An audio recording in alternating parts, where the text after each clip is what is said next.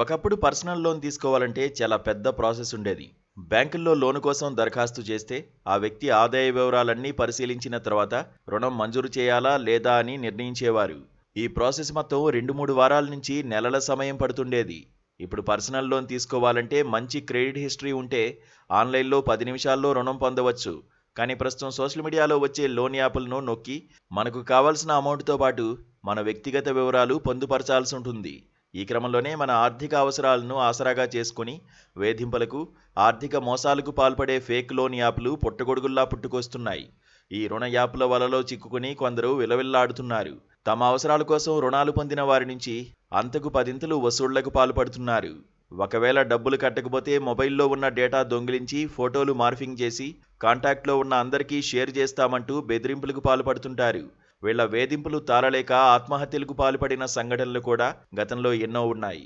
ఇలాంటి సోషల్ మీడియాలో వచ్చే నకిలీ యాప్ల పట్ల జాగ్రత్తలు తీసుకోవాల్సిన అవసరం ఎంతైనా ఉందని పోలీసులు హెచ్చరిస్తున్నారు.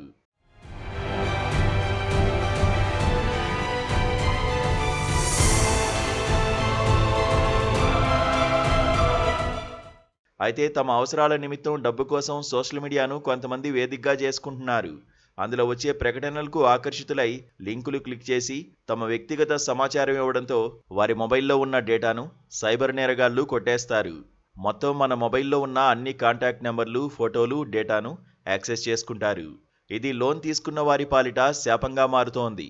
ఇలాంటి వాటిపై జాగ్రత్తగా ఉండాలంటూ నిపుణులు హెచ్చరిస్తున్నారు. ఈ క్రమంలోనే కేవలం ఒక్క కడప జిల్లాలోనే యాప్ల ద్వారా లోన్లు పొంది మోసపోయిన వారు 11 నెలల్లో దాదాపు 271 మంది ఉన్నారంటే ఎలా మోసపోతున్నారో అర్థమవుతుంది.